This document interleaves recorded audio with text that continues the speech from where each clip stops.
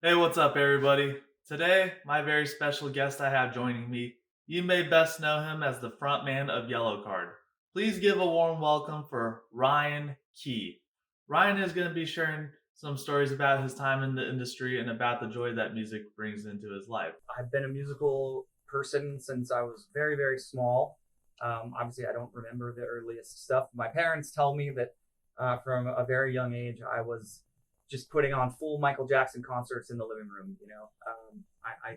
My mom will tell me that we had like 80s, track lighting in the ceiling where you could move the lights to point in different directions, and I would make my dad, turn them towards the fireplace to kind of make it into a stage and put on shows. I've always been, I think as a young kid, I was really always interested in performing. And as a teenager is when I really kind of discovered my love for rock and roll. This is a really obvious record to do this, but Nirvana Nevermind came out when I was about 11 or 12 years old and absolutely changed my life. I had never heard anything like it. And my grandma bought me my first guitar, much to my parents' disappointment, because now I'm in my room just blasting electric guitar every day after school.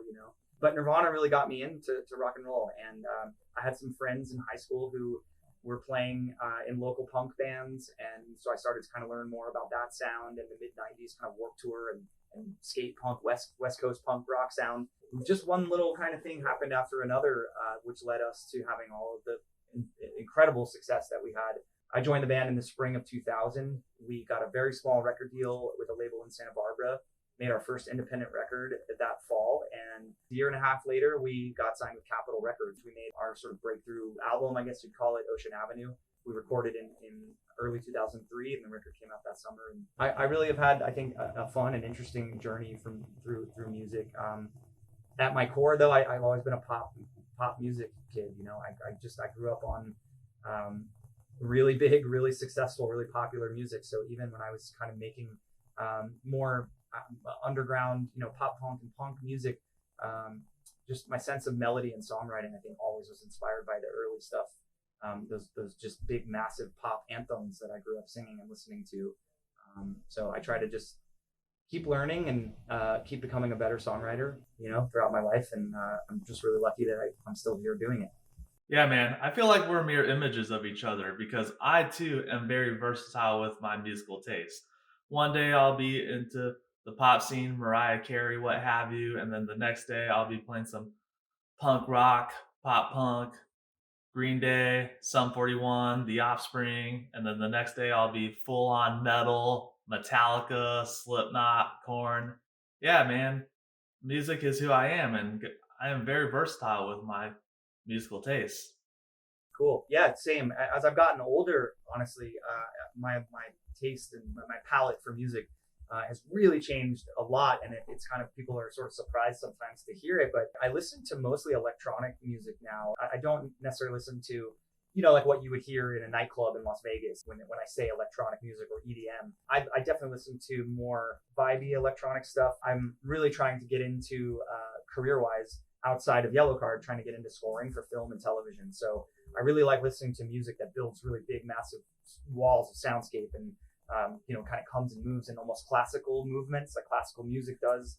A lot of electronic music really does that, builds to crescendos, comes back down, builds to another, and has these sort of sections and movements to it. And so I've just really, really connected with and gravitated towards ambient electronica is probably what you would call it.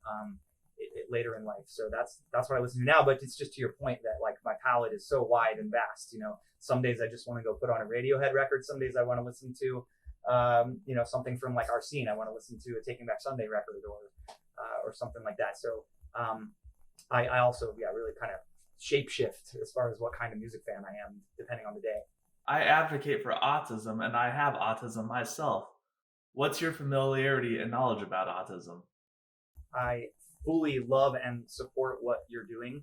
I think it's amazing that you're building a community behind you to support and raise awareness for this. It's funny, actually, we were talking upstairs on the Punk Rock Museum tour about an artist that I'm aware of and kind of had a story built around it. And he was an artist that was all but homeless really, and had a keyboard and would just sit outside, with a hat out for money and play songs, and was really taken in by people in the community in Chicago and started recording his music. And he ended up building a touring career, became insanely popular back in like the Napster pirating and streaming era. Everyone was downloading Wesley Willis songs. And I actually saw him live in Jacksonville. He passed away, sadly, but I saw him near the end of his life on a tour in my hometown in Jacksonville. While I know that I can't like speak to the medical side of it, maybe the struggles that you have with it personally, I do really appreciate what you're doing. And I think it's amazing that you're building a community to raise awareness and support the way you are. Thanks, man. And yeah, music is the key factor in my life. It really has helped me overcome a lot of obstacles with my autism. And that's what we try to do with music, man. You don't sit down with necessarily with a conscious thought of, this is going to help this person in this exact specific way. But one of the greatest rewards of being a musician who is fortunate enough to make records and put them out for years and decades is when you hear stories from people about what your music's done for them and how it has helped them move through their life. Because there's nothing really more important about what we do than our music connecting with people on an emotional level, that people have celebrated it together when they're in the best points of their life, and they are feeling happiness and joy. And we've also helped people through some of the darkest valleys of their life with some of our songs. So I hope that we continue to get the opportunity to do that for people. Your music will definitely stand the test of time, especially in my book. Anyways, while we're here, is there anything else you would like to share? I just want to say to anyone that's watching this, that's a Yellowcard fan especially, we are just so grateful for your love and support. We are a band that very much thought we were finished forever. We truly believed that we weren't going to get the chance to do this anymore. And now we're doing it bigger and better than we ever have. We've done the two biggest tours of our whole career for the last 2 years, 2 summers. And it's because you guys love our band so much and you support us and come to our shows, and really looking forward to the future, making some new music for everybody. We got big things on the horizon, and we're just really grateful for the support. Thanks again, Ryan, for taking your time to do this with me. I definitely wish you all the best of luck in your endeavors, and let's keep the algorithm going.